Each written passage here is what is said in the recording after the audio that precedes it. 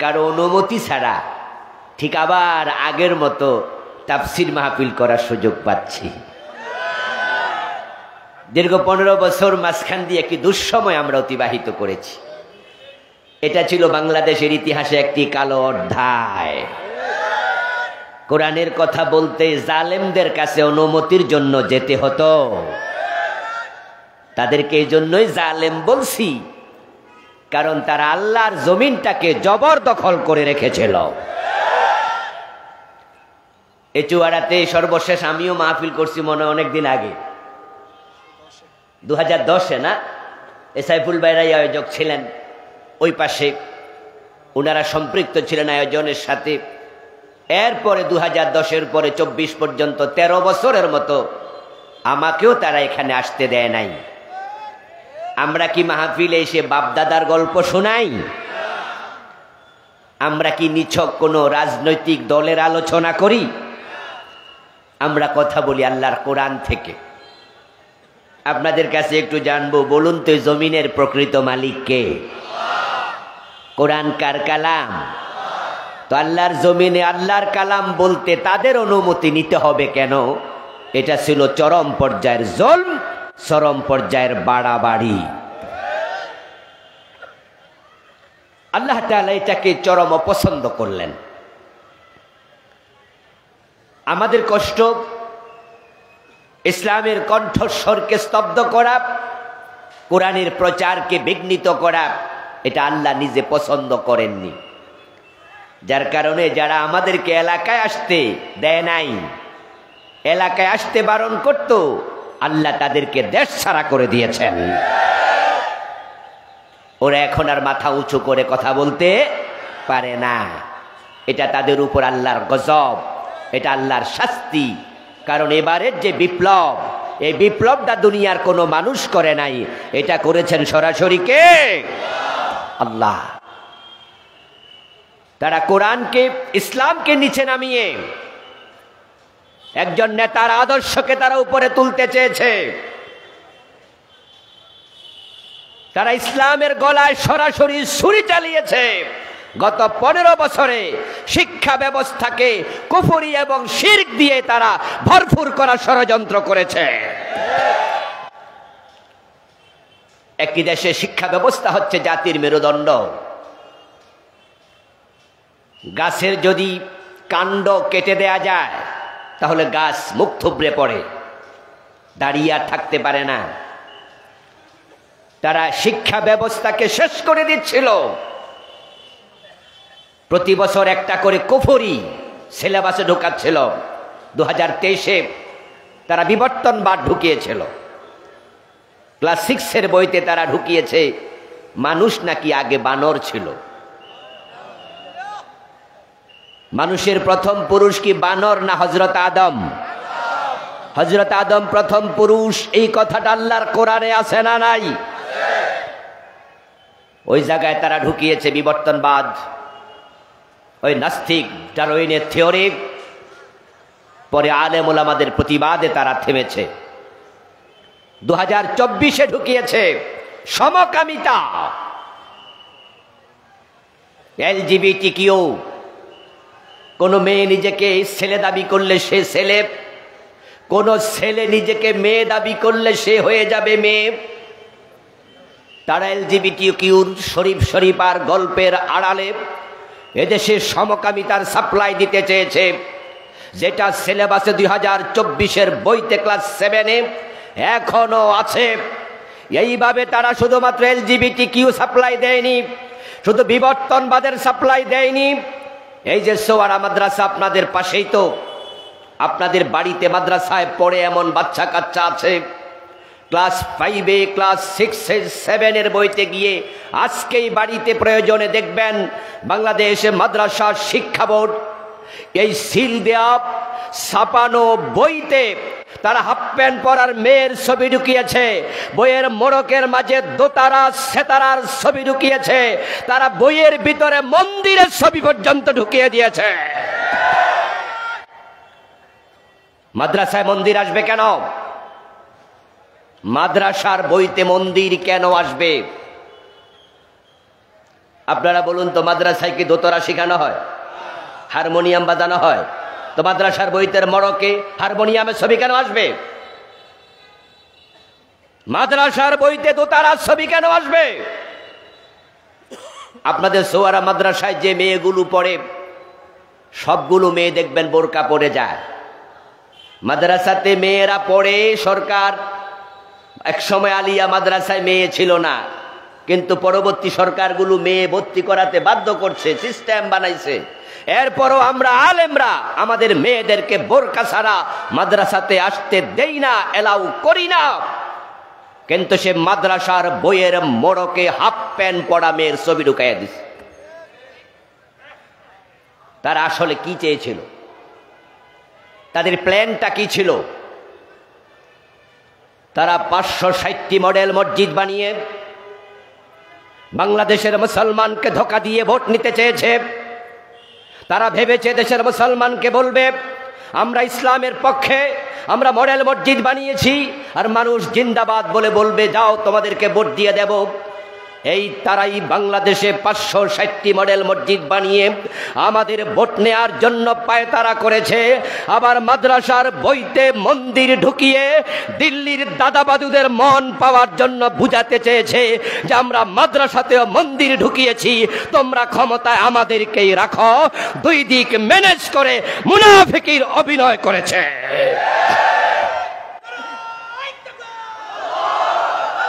আল্লাহ তাআলা মুনাফিকি পছন্দ করেন না।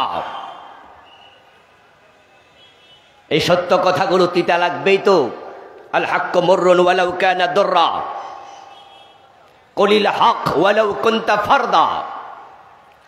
আরবি প্রবাদ, সত্য তিতাই লাগে যেটা যদি সেটা মুক্তার মতো হয়। তবে হ্যাঁ, তিতা লাগলেও তুমি বলে যাও যদি তুমি একজন হও। কথায় ভূমিকাতে আছি, ভূমিকাতে কথাগুলো বলছি, মূল আলোচনায় ঢুকলে এগুলো আর বলবো না। এই 12 বছর 13 বছর আমরা আসতে পারিনি এলাকায়, অথচ আমি নিজেও কুমিল্লার সন্তান। আমার এলাকায় আসতে আমাকে পাসপোর্ট করে আসতে হবে। যদি তুমি কুমিল্লায় থাকতে পারো, কথা বলতে পারো, আমাদেরকে কথা বলতে কেন দেও নাই? এটা জুলুম। এই জুলুমের জবাব আরশের মালিক দিয়েছে। এখন আর মাথা তুলে কথা বলতে তোমরা পারো না। দেশ থেকে তোমরা পালিয়েছ, আমরা পালাইনি। রান্না করা খাবার খেয়ে পালাতে পারো নাই। এই শাস্তি আমরা দেইনি, এই শাস্তি দিয়েছেন আল্লাহ। কারণ কোরআনে আছে ইন্নাহু লা ইউফলিহুজ জালিমুন, নিশ্চয়ই জালেমরা কখনো সফল হবে না। আল্লাহ শুকরিয়া, সফল আমরা হয়েছি। গতকালকে দেখেছেন সিরিয়ায় বাশার আল আসাদ, এই লোকটা সেখানে এসে বড় জুলুম চালিয়েছে বছরের পর বছর। গতকালকে লেজ ঘটিয়ে এই ডাইনি বুড়ির মতো সিরিয়ার বাশার আল আসাদও পালিয়েছে। সেখানেই একইভাবে ও দেশের মানুষও আনন্দ মুখর উৎসব পালন করেছে। যে মানুষটাকে এখানে জাতির বাবা বানানোর জন্য তারা পাগল হয়ে মাথার উপরে তুলে নেচেছিল, রাস্তার মোড়ে মোড়ে তার ছবি বানিয়েছিল। আমরা আলেমরা বলেছি ভাস্কর্য বানানো যাবে না, মূর্তি বানানো হারাম। আমাদের কথা তারা শোনেনি। উনাকে আদর্শ, উনাকেই নেতা, উনাকেই বলতে হবে জাতির পিতা, আমাদের উপর চাপিয়ে দিয়েছিল। বাড়াবাড়ির ফল যে ভালো হয় না সেটা 5 তারিখের জনগণ দেখিয়েছে। ওই ভাস্কর্যের গলার মাঝে রশি লেগে টানিয়ে মাটির মাঝে উপড়ে ফেলেছে। আল্লাহর বড় দয়া যে আমরা আজকে এই জালেমদের জুলম থেকে মুক্ত, যে আল্লাহ তাআলা এই অবারিত সুযোগ আমাদের করে দিলেন। আলোচনার শুরুতেই আমরা আমাদের রব মহান আল্লাহকে কৃতজ্ঞতা জানাতে চাই, ধন্যবাদ দিতে চাই। একবার সবাই মিলে জোরে জোরে কালিমাতুশ শুকর পড়ি, আলহামদুলিল্লাহ। প্রিয় দিনী ভাইয়েরা, আমি আপনাদের সম্মুখে পবিত্র কোরআন মাজিদ থেকে সূরাতুল বাকারার 208 নম্বর আয়াতে কারিমা তিলাওয়াত করেছি। প্রিয় নবীজি মুহাম্মদুর রাসূলুল্লাহ সাল্লাল্লাহু আলাইহি ওয়াসাল্লামের পবিত্র মুখোদ্ধৃত সহিহ বুখারীতে উদ্ধৃত দুটি ছোট ছোট হাদিস আংশিক পাঠ করেছি। আল্লাহ তাআলা তৌফিক দান করলে এখান থেকে কিছু কথা বলবো ইনশাআল্লাহ। আল্লাহ তাআলা বলছেন, ইয়া আইয়ুহাল্লাযীনা আমানু, ও ঈমানদারেরা, তোমরা যারা ঈমান এনেছো, উদখুলু ফিস-সিলমি কাফা, তোমরা ঈমান এনেই দায়িত্ব শেষ মনে করো না, বরং তোমরা ইসলামে পরিপূর্ণ প্রবেশ করো। ঈমান হলো ইসলামে প্রবেশের মেইন গেট। ইসলামে প্রবেশ করার জন্যই ঈমান আনতে হয়। ঈমান হলো মুসলমানের প্রথম কাজ। যদি কোনো ব্যক্তি কালেমাই না পড়ে, ঈমানই না আনে, তাহলে ইসলামের পরবর্তী বিধানগুলো তার ব্যাপারে কার্যকর হবে না। একজন ব্যক্তি যদি কালেমা না পড়ে মারা যায়, আমরা তার জানাজার নামাজ পড়ি না। কালেমা না পড়ে মারা গেলে তাকে মুসলমানের মতো আমরা দাফন করি না। কালেমা না পড়লে মুসলমান বাবার সম্পদের মাঝে মিরাসি আইনে এসে সম্পদ পায় না। কোন ব্যক্তি কালেমা যদি না পড়ে, তাহলে মুসলিম মহিলার সাথে তার বিবাহ সিদ্ধ হয় না। তাহলে বোঝা গেল ইসলামের যত বিধান আছে সব বিধানের জন্য ঈমান হলো 1 নাম্বার শর্ত। কোন ব্যক্তি যদি মুসলিম হতে চায়, তাকে 1 নাম্বার ঈমান আনতে হয়। ঈমান হলো বড় গেট, বড় দরজা, যা দিয়ে ইসলামে প্রবেশ করা লাগে। আল্লাহ তাআলা জানেন কিছু মানুষ এখানে ভুল করবে। তারা ইসলামে প্রবেশের জন্য আসবে, মুসলমান হওয়ার জন্যই আসবে, কিন্তু আসার পরে তারা কালেমা পড়ে মনে করবে দায়িত্ব শেষ। এটা তাদের ভুল চিন্তা। এজন্য আল্লাহ তাআলা বলো, ও ঈমানদার, তোমরা যারা কালেমা পড়ে ফেলেছো, উদখুলু ফিস-সিলমি কাফা, এবার তুমি ইসলামে পরিপূর্ণ প্রবেশ করো। কোরআন মাজিদ আল্লাহ বলছে, আকিমুস সালাত, নামাজ কায়েম করো। এই অর্ডারের কারণে নামাজ কায়েম করা আমাদের জন্য নফল না ফরজ। আল্লাহ তাআলা বলছেন, কুতিবা আলাইকুমুস সিয়াম, তোমরা রমাদানে রোজা রাখো। যে ব্যক্তি রমাদান পাবে সে যেন রমাদানে রোজা রাখে। আল্লাহর অর্ডারের কারণে রমাদান মাসে রোজা রাখা নফল না ফরজ। যে ব্যক্তির সামর্থ্য আছে আল্লাহর ঘর পর্যন্ত পৌঁছার, সে যেন হজ করে। সামর্থ্যবান ব্যক্তির জন্য হজ করা নফল না ফরজ। আল্লাহ অর্ডার দিলে সেটা পালন করা ফরজ, এটা আপনারা বুঝেন। এবার তিনি বলছেন, উদখুলু ফিস-সিলমি কাফা, ইসলামে পরিপূর্ণ প্রবেশ করো। এই অর্ডারের কারণে ইসলামে পরিপূর্ণ প্রবেশ করা নফল না ফরজ। কিন্তু বাংলাদেশের লোকদের কাছে পরিপূর্ণ ইসলাম পাওয়া যায় এমন কয়জন আছে? 100র মাঝে 95 জন পাবেন ইসলামের আংশিক মেনে চলছে। আপনি ডানে বামে সামনে পিছে তাকালে হাজারো মুসলমান দেখবেন নামাজ পড়ে 5 ওয়াক্ত, অথচ সুদে টাকা লাগায়। 5 ওয়াক্ত নামাজ পড়ে, ঘোষ না দিলে ফাইলে সাইন করে না। 5 ওয়াক্ত নামাজ পড়ে, কপালে কালো দাগ আছে, ওজনে কম দে, মালে বেজাল দে। হাজি সাহেব মানুষ, বোনের জমিন দেয় না। বাপ মরেছে, মা মরছে, 10 বছর হয়ে গেছে, বোনের জমিন ভাইয়ের জমিন জবরদখল করে আছে। নামাজি মানুষ জাল দলিল করে, নামাজ পড়ে, আল্লাহর জমিন আল্লাহর আইনের কথা শুনলে চেহারা কালো হয়ে যায়। যখনই কোরআনের আইনের কথা বলে কত টুপিওয়ালা উল্টা রাজাকার বলে গালি দেয়। ইসলামের মাঝে নামাজ আছে, ইসলামের মাঝে সুদ খাওয়া হারাম সেটাও আছে, ইসলামের মাঝে রোজা আছে, ঘুষ খাওয়া হারাম সেটাও আছে, ইসলামের মাঝে হজ আছে, ওজনে কম দেয়া মালে বেজাল দেয়া নিষেধ সেটাও আছে। নামাজ রোজা হজ যাকাতের কথা যেমন আছে, জমিন যার আইন চলবে শুধুই তার, আল্লাহর আইনে দেশ চালাতে হবে আল্লাহর কোরআনের মাঝে, সেটা আছে না নাই? তো আপনি একটা মানলেন আরেকটা মানলেন না, ইসলাম পূর্ণ মানা হলো কেমনে? এই ফরজে চলছে চরম ঘাটতি, অথচ আল্লাহর বক্তব্য ইসলামে পরিপূর্ণ প্রবেশ করো। ইসলামে পরিপূর্ণ প্রবেশ করার চিন্তা লালন করা ফরজে আইন, এই চিন্তার ভিন্নতা কুফর। এখন পরিপূর্ণ মানতে যাইয়া আমলি ক্ষেত্রে যদি ব্যতিক্রম হয় তাহলে সেটা হবে ফিস্ক। ইসলাম পুরা মানা লাগবে, এই চিন্তা লালন করা ফরজ, বিপরীত কুফর।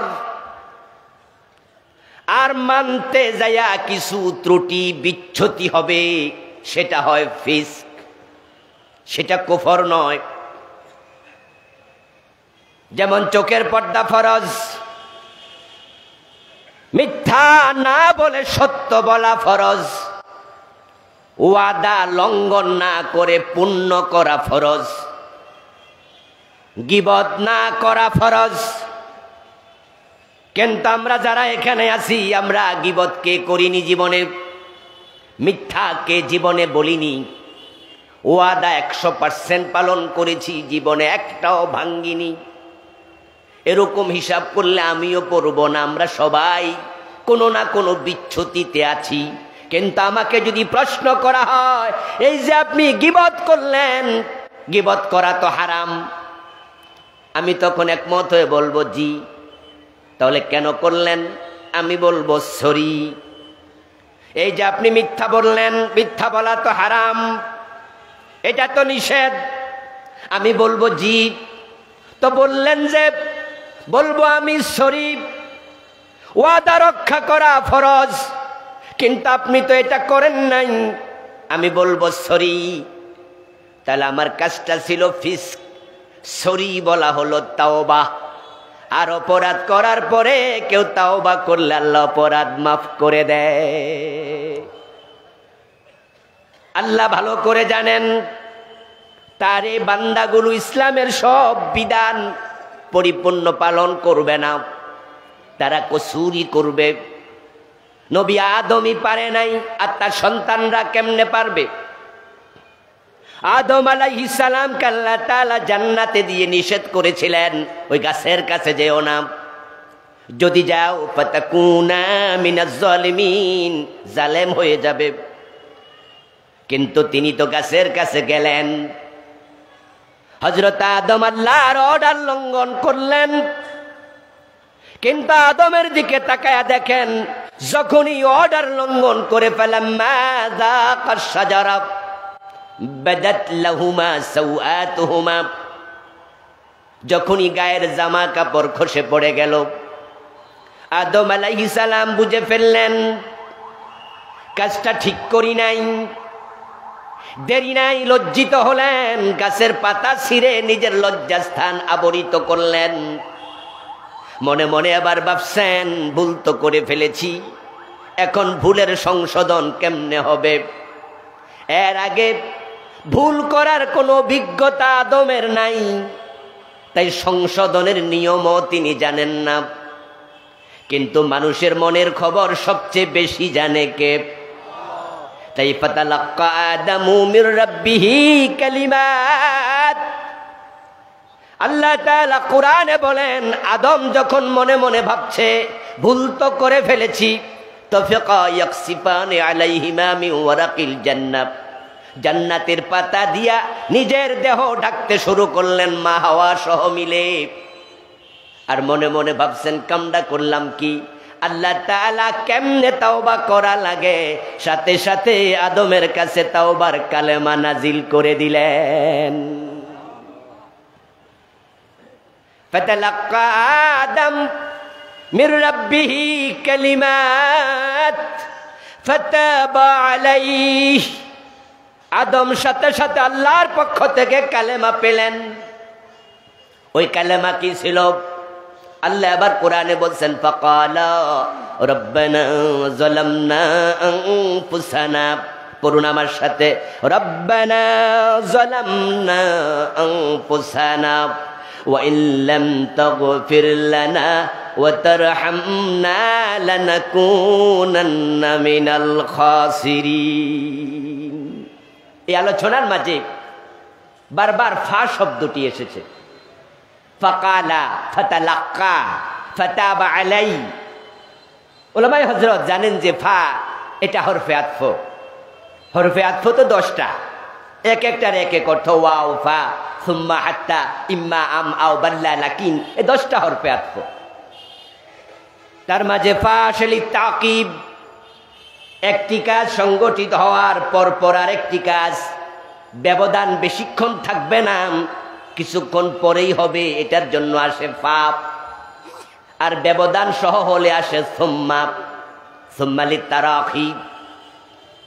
হযরত আদম আলাইহিস সালামের গাছের ফল ভক্ষণ করা, গা থেকে কাপড় খসে পড়া, তারপর আল্লাহর পক্ষ থেকে কালেমা প্রাপ্ত হওয়া, তারপরে তাওবা করা, টোটাল আলোচনার মাঝে আল্লাহ বারবার বলেছেন ফা। অর্থাৎ আদম নবী যখনই গাছের ফল খেলেন তখনই গায়ের কাপড় পরে গেল, যখনই পরে গেল তখনই মনের মাঝে দুশ্চিন্তা তৈরি হলো, কামডা করলাম কি। অনুশোচনা আসলো, লজ্জিত হলেন। গুনাহ যখন মানুষ করে তখন লজ্জিত হওয়া, অনুশোচিত হওয়া, এটা আদমের চরিত্র। আর অপরাধ করার পরে বুক ফুলাইয়া কথা বলা, অহংকার দেখানো ইবলিশের চরিত্র। আদম আলাইহিস সালাম আল্লাহর একটি কথা শোনেন নাই, ঠিক অনুরূপ ভাবে ইবলিসও আল্লাহ তাআলার একটা কথা শোনেন নাই। আদম আল্লাহর একটি কথা না শুনেও তিনি নবী, তিনি আমাদের বাবা, তিনি জান্নাতি। আর আল্লাহর একটা কথা না শুনে ইবলিস হয়ে গেল মারদুদ, ইবলিস হয়ে গেল কাফের। কারণ শুধু একটা আদম গুনাহ করার পরে, অপরাধ করার পরে আদম নবী অনুশোচনা করেছেন, তাওবা করেছেন, লজ্জিত হয়েছেন। আর যে তাওবা করে আল্লাহ তাকে বড় পছন্দ করেন। সুবহানাল্লাহ। قال رسول الله صلى الله عليه وسلم ألا كلكم خطاؤون خير الخطائين التوابون। নবী মুহাম্মদ বলেছে, ও আদমের সন্তানেরা, তোমরা সবাই কম বেশি গুনাহগার, তোমরা সবাই ভুল করবে, তবে ভুলকারীদের মাঝে আল্লাহ তাকেই ভালোবাসে যে ব্যক্তি ভুল করার পরে তাওবা করে। আদম আলাইহিস সালাম তাওবা করলেন, রব্বানা যালামনা আনফুসানা, এ তাওবা করার পরে ফাতাবা আলাইহি, আল্লাহ কোরআন মাজিদে বলছেন, অতঃপর আল্লাহ আদমকে ক্ষমা করে দিলেন। ফাতাবা আলাইহি ফাতালাক্কা আদম মির রাব্বিহি কালিমাতিন ফাতাবা আলাইহি। আর বাংলাদেশে আমরা ওয়াজে কই, হুজুররা কই 350 বছর কাঁদছে, কানতে কানতে নাকি তারপরে আরাফার মাঠে গেছে, তারপরে গিয়ে এই করছে, রাসূলুল্লাহর ওসিলা দিছে, হ্যাঁ রাসূলুল্লাহর ওসিলা দিয়া তারপরে ক্ষমা পাইছে। এই কথাগুলোর কোনো ভিত্তি নেই, এগুলো ভিত্তিহীন কথা, কোরআনের উল্টা। আল্লাহ তাআলা মানুষের প্রতি এতটা কঠোর নয় যে তিনি একটা গুনাহ 350 বছর ধরে জমায়া রাখবে। আদম আলাইহিস সালামকে আল্লাহ বলে ফাতাবা আলাই, তাকে আল্লাহ জান্নাতে থাকতে ক্ষমা করে দিয়েছে। সুবহানাল্লাহ পড়ে, তাৎক্ষণিক ক্ষমা। আত-তাইবু মিনাজ যামবি কামান লা যামবা লাহ। নবী মুহাম্মদ সাল্লাল্লাহু আলাইহি ওয়াসাল্লাম বলেন, যদি মানুষ তাওবা করে গুনাহ থেকে, আল্লাহ এমন ভাবে ক্ষমা করে যেন সে গুনাহই করে নাই। আল্লাহ বড় রহমান, তিনি সাথে সাথে ক্ষমা করে দিয়েছেন। এটাই হলো ফায়ের মাজমুন, ফায়ের অর্থ, ফায়ের মূল মেসেজ। যদি আদম নবী এক গুনাহ করে 350 বছর পরে ক্ষমা পায়, তাহলে আমরা 350 বছর হায়াত পাবো কয়জনে? তো গুনাহ তো করছি অনেক, তওবা করেও তো লাভ নাই, ক্ষমা তো হবে ধীরে ধীরে। 250 বছরও পাবো না, 150 বছরও পাবো না, 100 বছরও তো অনেকে পাবো না। তাহলে কি রেজাল্ট দাঁড়াবে? আদমের সন্তান গুনাহ করলে জাহান্নাম ছাড়া উপায় নাই। আর যদি তার বিপরীত হয়, তাওবা করলে সাথে সাথে ক্ষমা হয়, তাহলে আল্লাহর রহমান নামের প্রাধান্য পায়।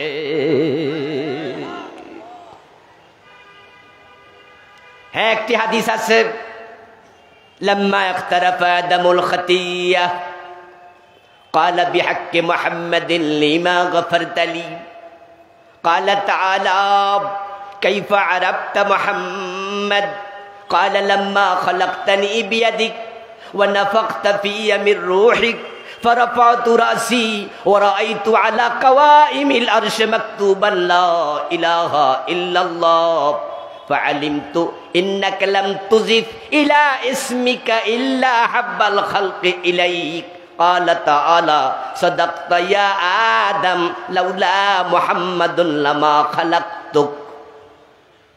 এই লম্বা হাদিসটি আছে। এই হাদিস পড়ে আমাদের আলেম ওলামাদের কেউ কেউ বিভ্রান্ত হচ্ছে, সনদ যাচাই করেনি তাই, কোরআনের আয়াতের সাথে মিলাইনি তাই। কোরআনে আছে ফাতাবা আলাই, আল্লাহ তাওবা করার পর পর ক্ষমা করে দিয়েছে। তো আপনি 350 বছর পাইলেন কই? এই 350 বছরের কথাই হাদিসেও নাই, কোন হাদিসে নাই। আমার দোস্ত, ওই হাদিসে আছে রাসূলুল্লাহ সাল্লাল্লাহু আলাইহি ওয়াসাল্লামের উসিলা দিয়ে আদম নবী ক্ষমা চাইলেন। আল্লাহ প্রশ্ন করলেন, আদম তুমি নবী মুহাম্মদকে কেমনে চিনো? কাইফা আরাফতা মুহাম্মদ ওয়ালাম আখলুকহু, আমি তো তাকে এখনো সৃষ্টি করি নাই।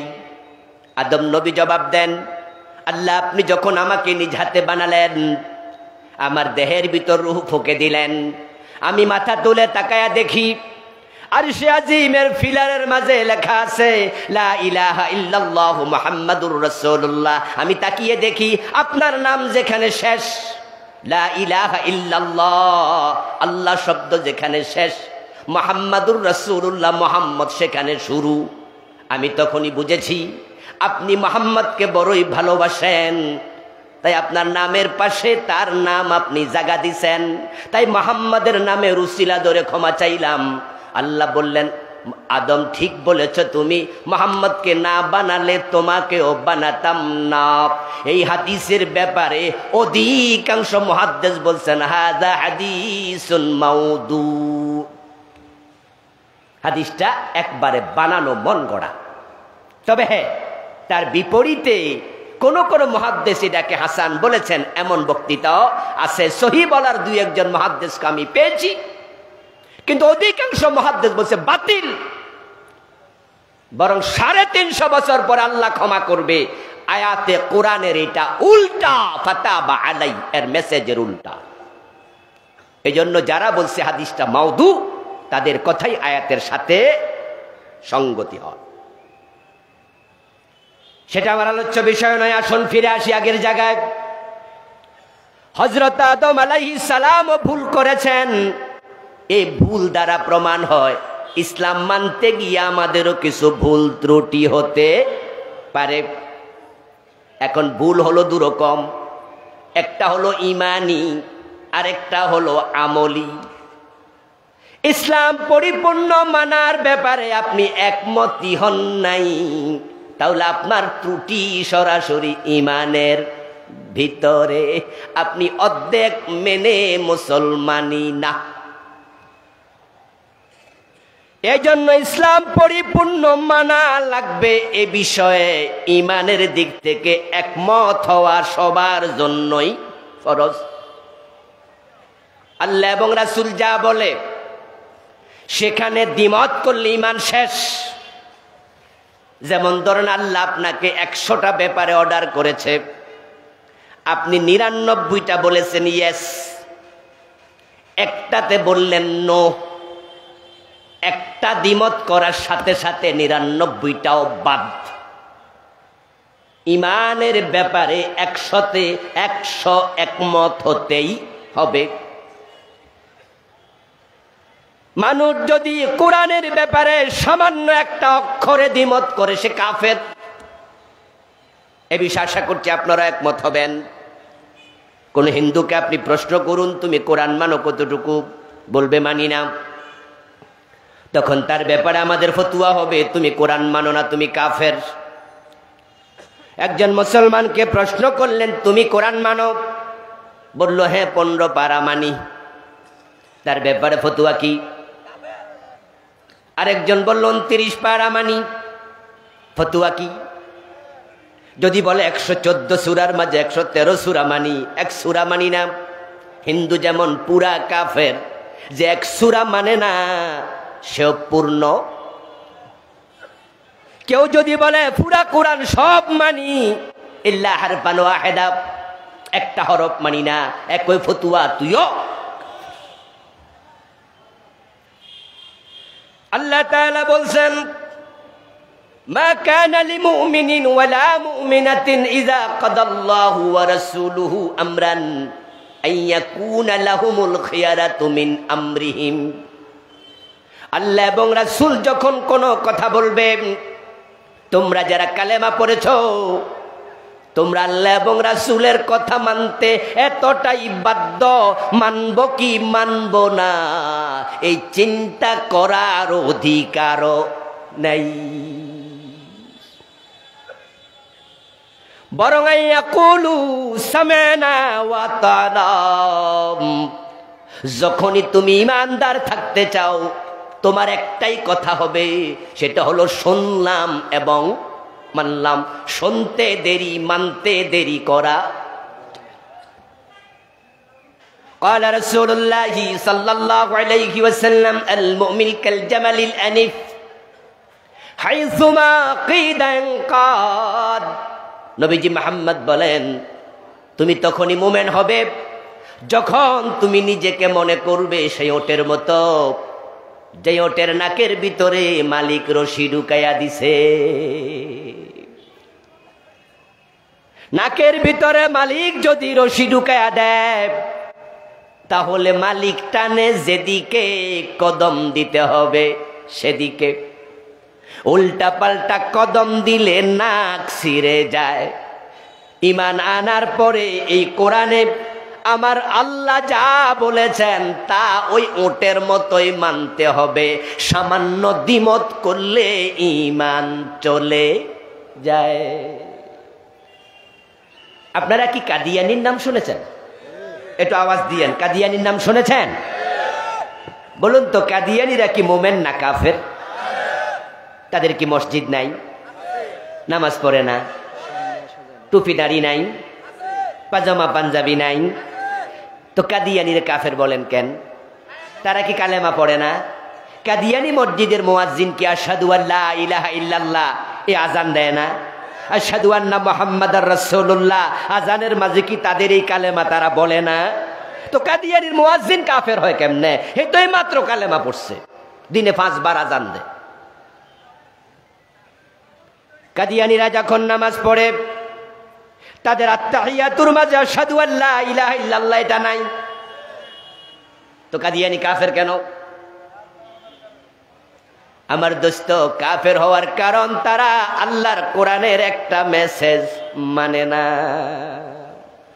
অনলি ওয়ান মেসেজ, সেটা হলো খাতামান নবিয়্যিন, আমার নবী মুহাম্মদ শেষ নবী। কাদিয়ানিরা নামাজ পড়ে, রোজা রাখে, হজ করে, যাকাত দেয়, সব মানে। শুধু নবী মুহাম্মদ শেষ নবী এটা মানে না। তাই তামাম দুনিয়ার সব আলেম একমত কাদিয়ানি কাফের। আলেমরা তাদের ব্যাপারে এত শক্ত ফতুয়া দেয়, কাদিয়ানি মারা গেলে মুসলমানের গোরস্থানে দাফন করাও জায়েজ। কাদিয়ানীদের সাথে মুসলমানের সন্তানের বিবাহ শাদী হারাম। মাত্র একটা মানে না, নবী মুহাম্মদ শেষ নবী। তারা বলে গোলাম আহমদ কাদিয়ান নবী, নাউজুবিল্লাহ পড়েন। অথচ তার জন্ম 1835 সালে।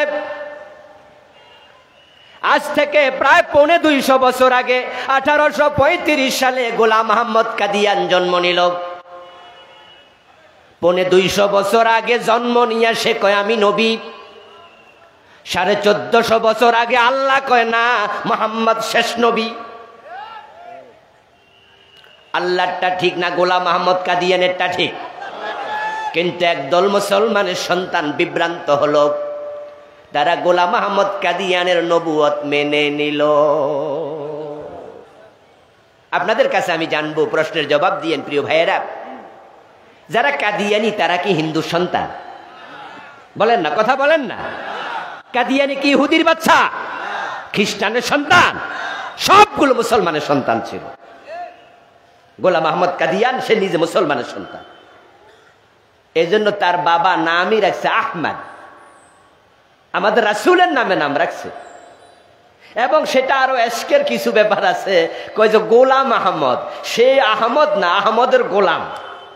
আমাদের দেশে একজন পীর সাহেব আছে, আমি নাম কমু না, নারায়ণগঞ্জের দিকে উনার খানকা আছে। এখন বাংলাদেশে মোটামুটি আহলে হকের পক্ষে উনি শক্ত কথা বলে, কাদিয়ানীদের বিরুদ্ধে উনি খুব মোটামুটি গর্জিয়াস কথাবার্তা বলে।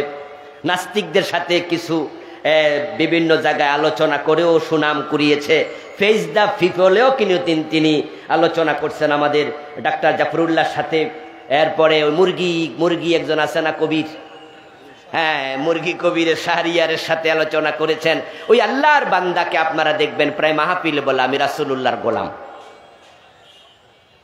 আমরা তাকে বলেছি, আমরা তার সাথে দ্বিমত করেছি যে না, আমরা রাসূলের গোলাম নিজের পরিচয় দেব না। আমরা কার গোলাম? আমরা আব্দুল্লাহ, আমরা আব্দুল নবী না। আমরা কার গোলাম? আপনারা বলেন আমরা কার গোলাম? আমরা আব্দুল্লাহ। কুনু ইবাদাল্লাহ ইখওয়ানা। রাসূল কয় তোমরা সবাই আল্লাহর বান্দা, নিজেরা ভাই ভাই হও। কার বান্দা? আশহাদু আন্না মুহাম্মাদান আবদুহু ওয়া রাসূলুহু। রাসূল নিজেও তো আল্লাহর বান্দা। কিন্তু আমাদের ওই পীর সাহেব মাঝে মাঝে ওয়াজের মাঝে কয় রাসূলুল্লাহর গোলাম, আমি রাসূলুল্লাহর গোলাম। আচ্ছা, এই যে রাসূলুল্লাহর গোলাম নিজেকে পরিচয় দেয়, এই পরিচয়ের মাঝে উনি বুঝাতে চায় যে রাসূলের প্রতি শ্রদ্ধা ভক্তি উনার অনেক বেশি, এটাই তো বুঝাতে চায়। তাহলে গোলাম আহমদ কাদিয়ান তার বাবা রাসূলুল্লাহর প্রতি শ্রদ্ধা ভক্তি থাকার কারণে ছেলের নাম রাখছে গোলাম আহমদ। হিন্দুর ছেলে হলো তো গোলাম আহমদ রাখতো না। আল্লাহর হাবিবের শেষ নবুয়ত বিশ্বাস না করে সবগুলা কাদিয়ানি কাফের হলো।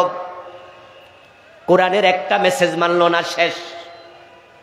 এবার বলুন তো ইবলিস শয়তান মোমেন না কাফের? এই সোয়ারার ভাইয়েরা কথা জোরে কইতে হইব তো। ইবলিস মোমেন না কাফের? আবা ওয়াস্তাকবারা ওয়া কানা মিনাল কাফিরিন। আবা ওয়াস্তাকবারা ওয়া কানা মিনাল কাফিরিন। আল্লাহ নিজে কই সে কাফের। যারা জবাব জানেন আলেম ভাইয়েরা একটু বিশেষ করে কথা বলুন তো, ইবলিস আল্লাহর কয়টা আইন মানে নাই? কাদিয়ানি একটা মানলো না, তারা হয়ে গেল কাফের। ইবলিস একটা মানলো না, সেই হয়ে গেল কাফের।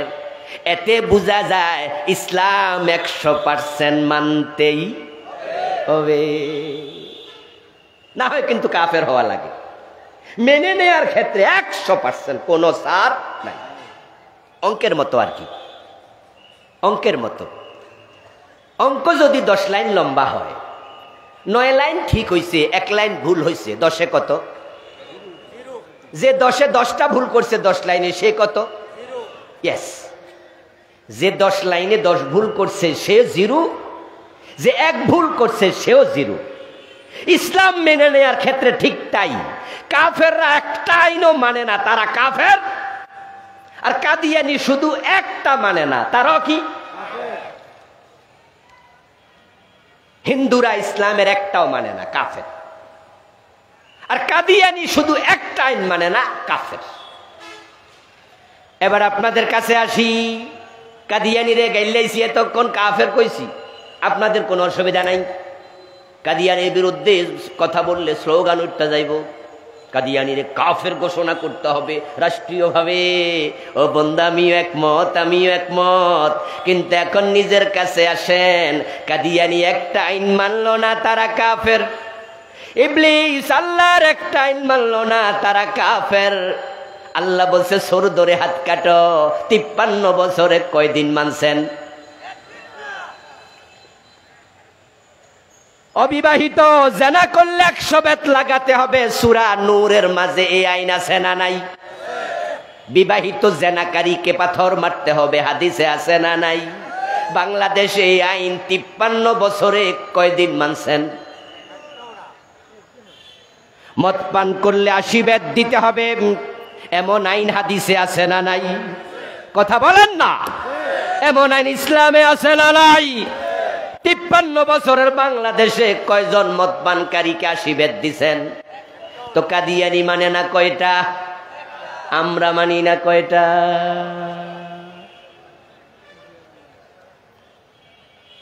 আল্লাহ বলছেন ইনিল হুকমু ইল্লা লিল্লাহ আলা লাহুল খালকু ওয়াল আমর ওয়া মান লাম ইয়াহকুম বিমা আনজালাল্লাহু ফাউলাইকা হুমুল কাফিরুন। আল্লাহ বলে আল্লাহ ছাড়া কারো আইন চলবে না, জমিন যার আইন চলবে শুধুই তার। এই কথাটা আমার না, আল্লাহর। এবার আপনারা একটা আওয়াজ দেন তো, জমিন কার? আরো জোরে বলেন, কার? আইন চলবে কার? 53 বছর ধরে আল্লাহর আইন চলে না, ব্রিটিশ আইন চলে। তো ব্রিটিশ আইন মানলে আল্লাহর গোলাম হলেন কেমনে?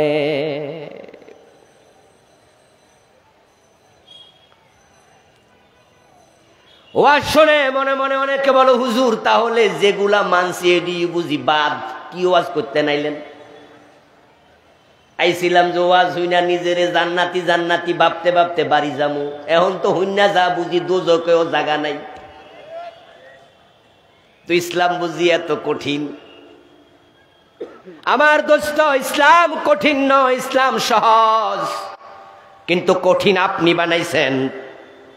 আপনাকে আপনার রব বলছে ইসলামে পরিপূর্ণ ঢোকো, আপনি ঢুকতে রাজি হন নাই, দোষটা কি আল্লাহর নাকি?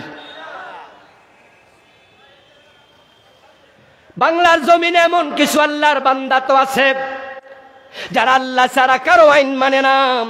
আজ পর্যন্ত তারা আল্লাহ ছাড়া কারো আইন মানতে রাজি হয় নাই, বরং যারা জালেম তাদের সাথে এখানে দ্বন্দ্ব।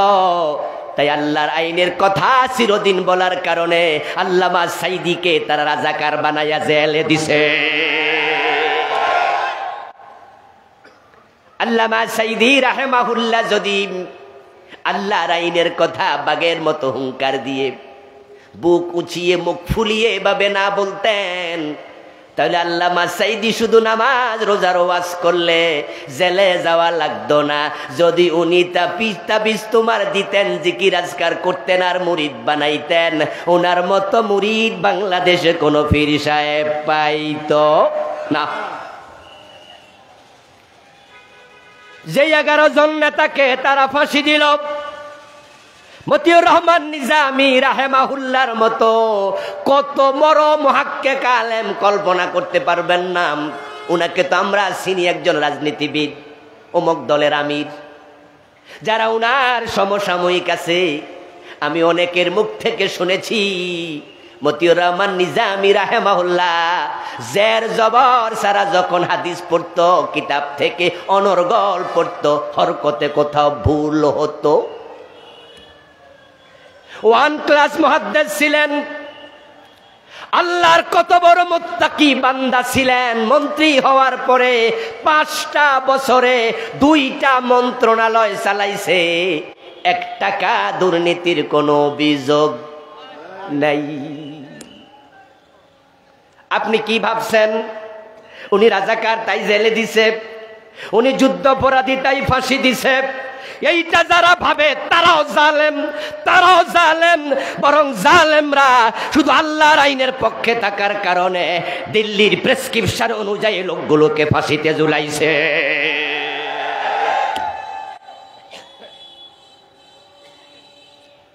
যেই লোকেরা 5 বছর মন্ত্রী থাকাকালে 1 টাকা ঘুষ খায় না, লুট করে না, এতে বোঝা যায় তাদের অন্তরে আল্লাহর ভয় কত বেশি। আর যেই লোকের অন্তর আল্লাহর ভয় আছে সে অন্য মানুষের বাড়িতে আগুন দিতে পারে না। যার অন্তর আল্লাহর ভয় আছে সে মানুষ হত্যা করতে পারে না। এই লোকগুলা যে আল্লাহরে ভয় করত তার প্রমাণ তো আমরা দেখেছি। 5 বছর মন্ত্রী 1 টাকা লুট করে নাই, খায় নাই। আর তোমরা যারা তাদের দোষ দিছ, তাদেরকে ফাঁসিতে ঝুলাইছ, তোমরা যে কত বড় লুটতরাজকারী, লুণ্ঠনকারী এটা তোমরা নিজেরাই তো বলেছ। নেত্রী নিজে বলছে তার বাড়ির পিয়ন হলো 400 কোটি টাকার মালিক, ঠিক কিনা? বলে নাই? বলে নাই? নিজেই বলেছে যে আমার বাড়ির পিয়ন 400 কোটি টাকার মালিক। আমার প্রশ্ন, পিয়ন যদি 400 কোটি টাকার মালিক হয় তাহলে বাড়িওয়ালা কয় কোটি টাকার মালিক? হিসাব করতে পারবেন না। কারণ এসালম গ্রুপ ইসলামী ব্যাংকের 18টি শাখা থেকে টাকা পাচার করেছে 80,000 কোটি। ব্যাংকের আরো শাখা আছে, SIBL আছে, আল আরাফা আছে, আরো কত ব্যাংক তারা লুট করেছে। এই লুট একা এসালম করে নাই, এই লুটের পেছনে বাংলাদেশ যারা চালাইছে তাদেরও কালো হাত আছে না নাই? আর যাদেরকে তোরা রাজাকার বললি, ফাঁসি দিলি, যুদ্ধাপরাধী বলে 5 বছরে 1 টাকাও দুর্নীতি করে নাই, এতে বোঝা যায় লোকগুলোর অপরাধ শুধু একটা, আল্লাহর জমিনে আল্লাহর দিন কায়েমের কথা বলা। ইসলাম পুরা না মানলে ইমানই তো থাকে না। আপনারা অর্ধেকটা ইসলাম নিয়ে আল্লাহর কাছে যাবেন না। মানতে গিয়ে যেখানে ভুল হয় ওখানে তাওবা করেন। অর্ধেক মেনেছেন, অর্ধেক মানেন নাই, আপনি মুমিন নন, এটা আল্লাহর কথা। আফাতুমিনুনা বিবাদিল কিতাব ওয়া তাকফুরুনা বিবাদিন ফামা জাযা। ইসলামের কোরআনের কিছু মানবা, কিছু মানবা না, তোমার কোনো পুরস্কার আমি আল্লাহর কাছে নাই। ফামা জাযা, কোনো প্রতিদান নাই। ইল্লা খিজিউন, যেটা আছে সেটা হলো শুধু লাঞ্ছনা, শুধু গঞ্জনা। আসলে তো তাই তো হয়। এই যে আপনাদের বাড়ি সোয়ারা বাজারের পাশে, অনেকের বাড়ি সুয়াগাজী বাজারের পাশে, মাগরিবের পর আপনার বউ আপনাকে বলল ঘরের মাঝে তো মোমবাতি নাই, এটা মোমবাতি নিয়ে আসো, তো কখন কারেন্ট চলে যায় বলা তো যায় না। আপনি মোমবাতি কিনবেন মাত্র 10 টাকা দাম, কিন্তু ড্রয়ারটা টান দিয়ে দেখেন আলমারির 1000 টাকার একটা নোট আছে। এই 1000 টাকার নোট দেখে আপনি চিন্তায় পড়লেন যে বুড়া মানুষ, 10 টাকার মোমবাতির জন্য 1000 টাকার নোট নিয়ে বাজারে যামু, এই টাকা যদি হারাইয়া যায় বিশাল লস। যদি আবার পকেট থেকে পকেট মার নিয়ে যায় আমি বুড়া মানুষ, তাহলে তো বিশাল সমস্যা। কি করি, টাকা ছাড়া গেলে তো মোমবাতিও দেবে না, আবার 1000 টাকা নেয়ার মাঝেও তো রিক্স আছে, আহারে বাংতি নাই, কি করি কি করি। হঠাৎ মাথায় বুদ্ধি আসলো, মাঝখানে ছিড়ালাই। আপনি নিজের বুদ্ধি মতো মাঝখান দিয়া ছিনলেন, ছিঁড়া 500 টাকা ডয়ারে রাইখা তালা লাগাইয়া মনে মনে ভাবলেন এটা যদি হারাইয়া যায় তাহলে কমপক্ষে 500 তো বাঁচলো।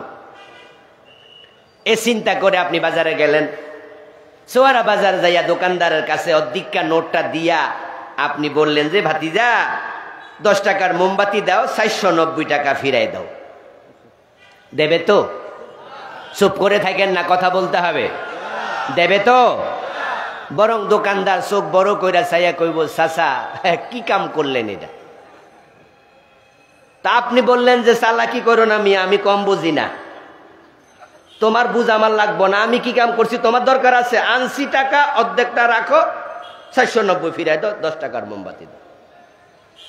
দোকানদার উল্টা ধমক দিয়ে বলবে, পাগল হয়েছেন যে চাচি জানেনি।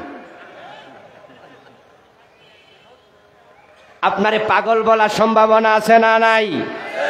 আল্লাহ বলছে কোরআনের কেছো মানবা না ফামা জাযা। অধিকা ইসলাম লই আমার কাছে এসো না, কোন প্রতিদান নাই, ইল্লা খিজিউন, যেটা আছে সে লাঞ্ছন। ওয়ায়াউমাল কিয়ামাতি ইউরাদ্দুনা ইলা আশাদ্দিল আযাব। আর অর্ধেক যারা মানবা অর্ধেক মানবা না, কিয়ামতের দিন কঠিন আযাবের দিকে ধাক্কা মেরে ফালাই দিমু। তাহলে এখন উপায় কি? উপায় হলো জান্নাতে যাওয়ার জন্য পুরা মানা লাগবে ইসলাম। উদখুলু ফিস সিলমি কাফা, ইসলামে পুরা ঢোকো। যখন এলাকায় মশার উপদ্রব বেড়ে যায়, তখন আমরা মশা থেকে বাঁচার জন্য মশারি টানাই। আচ্ছা, মশারি টানানোর পরে আপনি মশারির ভিতরে ঢুকলেন, ঢুইকা আপনার মাথা, আপনার পেট, আপনার পিঠ, আপনার 2 পা মশারির ভিতরে দিয়া শুধু হাতটা মশারির বাহিরে রাইক্কা ঘুমাই গেলেন। এলাকার মশারা কি বেজান না খুশি? কিরে ভাই, কথা কি বুঝে যায় না? এলাকার মশারা কি বেজান না খুশি? বরং মশারা বলবে যে আমাদের অতটুকু হলেও চলে। এবার মশারা এলাকার লোকদেরকে দাওয়াত দেবে, গান গাইয়া গাইয়া সতীর্থদেরকে ডেকে বলবে যে এখানে যে আপদ চলছে তোমরাও অংশগ্রহণ করো।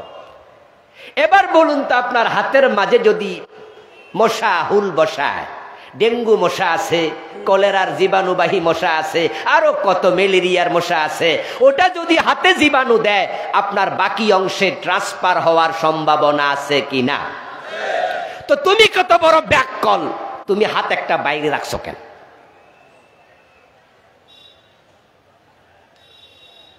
আল্লাহর জান্নাতে যাওয়ার জন্য ইসলামে ঢুকলেন, ঢোকার পরে আবার কিছু মানেন না, আপনি কত বড় ব্যাককল। কাদিয়ানি একটা মানলো না, ঈমান শেষ। ইবলিস শয়তান একটা মানলো না, তার ঈমান শেষ। আর আপনি গোসল সকালবেলায় ঘুম থেকে উঠে ওযু করে নামাজে দাঁড়ায় ইবলিসরে গালাগালি শুরু করেন। নামাজে দাঁড়ায় তো বলেন আউযু বিল্লাহি মিনাশ শাইতানির রাজিম, ও আমার রব আল্লাহ, তোমার কাছে অভিশপ্ত ইবলিস থেকে আমি ফানা চাই। ইবলিস পাশে খাড়াইয়া কয়, আমারে গাইল্লায় কেডারে? কে আমার অভিশপ্ত বলল?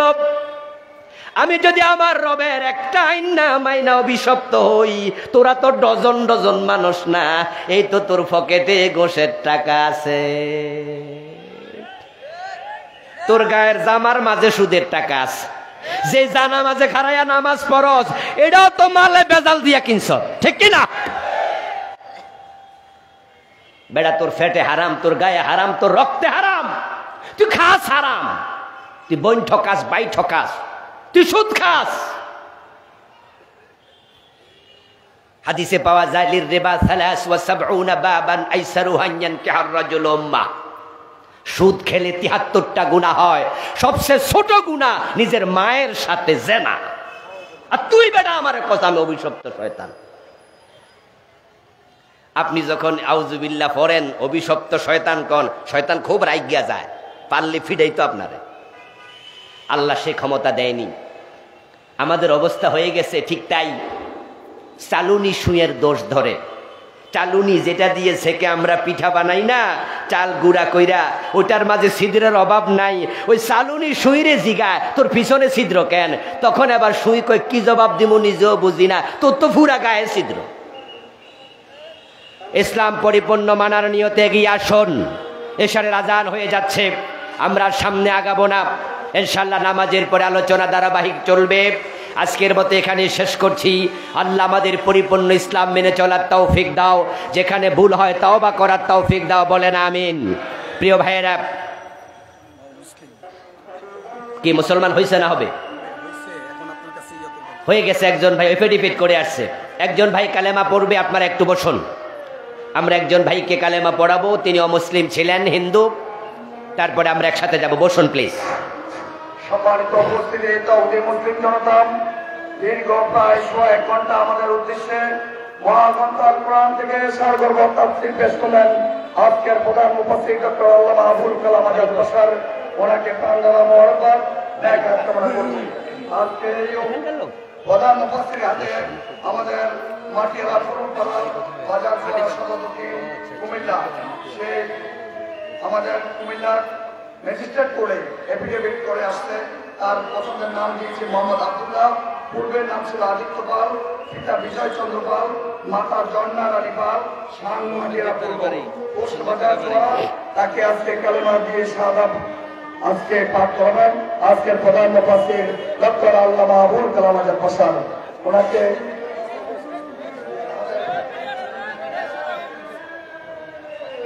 আমাদের অতিথিবৃন্দ আছেন, সকলে স্টেজে বসুন। আমরা একটু সর্বশেষ তাকে সম্মান করে, সে যেহেতু স্বেচ্ছায় সরকারে বাংলাদেশের ম্যাজিস্ট্রেট করে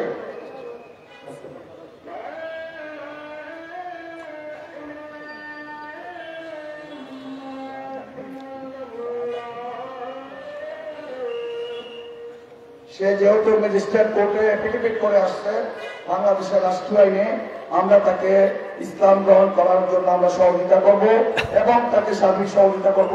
এই বিষয়ে আমাদের প্রধান মুফাসসির সর্বশেষ কথা বলার জন্য। আলহামদুলিল্লাহ। প্রিয় ভাইরা, আপনারা ইতিমধ্যে শুনেছেন আপনাদের এই চৌয়ারার একজন সন্তান, এই এলাকারই মানুষ। তার গ্রাম হচ্ছে মাটিয়াড়া পূর্বপাড়া। তার আগের নাম ছিল আদিত্য পাল, তার বাবার নাম বিজয় চন্দ্র পাল, মায়ের নাম জন্না রানী পাল। সে জেনে বুঝে সজ্ঞানে কারো প্ররোচনা ছাড়াই ইসলাম গ্রহণ করার সিদ্ধান্ত নিয়েছে। সে এখানে এফিডেভিটে সেটা বলেছে এবং সে নতুন করে যে নাম সে পছন্দ করেছে সে নামটা হলো মোহাম্মদ আব্দুল্লাহ। মাশাআল্লাহ পড়েন সবাই। আল্লাহ তাকে আল্লাহর গোলাম হিসাবে কবুল করুন, বলেন আমিন। আমরা তাকে এখনই শাহাদা পাঠ করিয়ে আমাদের সাথেই মুসলিমদের দলে সম্পৃক্ত করতে চাই। অজু করছো? অজু করছো? মাশাআল্লাহ। তাহলে তুমি আমার সাথে পড়ো, আপনারাও পড়তে পারেন। প্রিয় নবীজি বলছে, জাদ্দিদু ঈমানাকুম বিকাউলি লা ইলাহা ইল্লাল্লাহ, যে তোমরা মুসলমানেরাও বারবার কালেমা পড়ে তোমাদের ঈমানকে নতুন করো, নবায়ন করো। ওর সাথে আমরাও পড়তে পারি। পড়ো, আশহাদু আল্লা ইলাহা ইল্লাল্লাহু ওয়াহদাহু লা শারীকা লাহু ওয়া আশহাদু আন্না মুহাম্মাদান আবদুহু ওয়া রাসূলুহু লা ইলাহা ইল্লাল্লাহু মুহাম্মাদুর রাসূলুল্লাহ। আমি সাক্ষ্য দিচ্ছি আল্লাহ ছাড়া কোনো ইলাহ নাই। আমি আরো সাক্ষ্য দিচ্ছি নিশ্চয়ই মুহাম্মদ আল্লাহর বান্দা ও রাসূল। মাশাআল্লাহ। এই ভাইটি এখন কালেমা পড়ল। কালেমা পড়ে সে এখন ইসলামের ভিতরে এসে গেল। হাদিসে পাওয়া যায়, ইন্নাল ইসলামা ইয়াহদিমু মা কানা ক্বাবলাহু। যখন আল্লাহর কোনো বান্দা ইসলাম গ্রহণ করে, আল্লাহ তার আগের জীবনের সব গুনাহ মাফ করে দেয়, সে নিষ্পাপ হয়ে যায়। আপনাদের এলাকারই ছেলে, আপনাদের পরিচিত, একবারে কাছের লোক। এখন থেকে সুখে দুঃখে আমরা তার অংশীদার হব, তাকে আমাদের ভাই হিসাবে গ্রহণ করব। ঠিক আছে? তা আপনাদের সবার পক্ষ থেকে আমি তার সাথে বুক মিলিয়ে নিচ্ছি, মুসাফা করছি। আপনারাও সুযোগ সুবিধা মতো তার সাথে মিলিত হবেন, কাছে টানবেন। তাকে অনুরোধ করব এখন থেকে 5 ওয়াক্ত নামাজ পড়তে হবে এবং মুসলমান হওয়ার আগেই কিন্তু দাড়ি রেখে দিছে। মাশাআল্লাহ। এটা আরেকটা ভালো দিক। এফিডেভিট থেকে দাঁড়িয়ে রেখে দিয়েছে। মাশাআল্লাহ। কোরআন শরীফ পড়তে হবে এবং আমাদের সাইফুল ভাইদের সাথে ইসলাম প্র্যাকটিস করার জন্য একসাথে থাকতে হবে। ঠিক আছে? কিভাবে দিন মানা লাগে ওনাদের সাথে চলে দিন মেনে চলতে হবে। আমি ভাইয়ের সাথে কোলাকুলি করছি। আরেকটি কথা বলছি, আমার লেখা 8টি বই আছে। আমার গাড়িটা এখানে আছে, শিরকের উপরে, বেদাতের উপরে, পরকালের উপরে বিভিন্ন বই লিখেছি। এবার নতুন লিখেছি একটা রাসূলুল্লাহর জীবনীর উপরে, যেমন ছিলেন প্রিয় রাসূল সাল্লাল্লাহু আলাইহি সাল্লাম। গাড়ি থেকে সংগ্রহ করবেন, নামাজের পরে আবার ফিরে চলে আসবেন। ডক্টর হিফজুর রহমান হাফেজাহুল্লাহ, বিখ্যাত আলেম, তিনি অলরেডি উপস্থিত হয়ে গেছেন। নামাজের পর আবার ফিরে আসবেন। আসসালামু আলাইকুম ওয়া রাহমাতুল্লাহ। ভাইয়ের সাথে আমরা মুসাফা করছি, বুক মেলাচ্ছি। আর ড্রাম রাখা আছে মাহফিলের জন্য, যে যা পারেন সহযোগিতা করে যাবেন। মহিলা প্যান্ডেলও ড্রাম রাখা আছে। মা বোনরা আপনারাও সহযোগিতা করুন।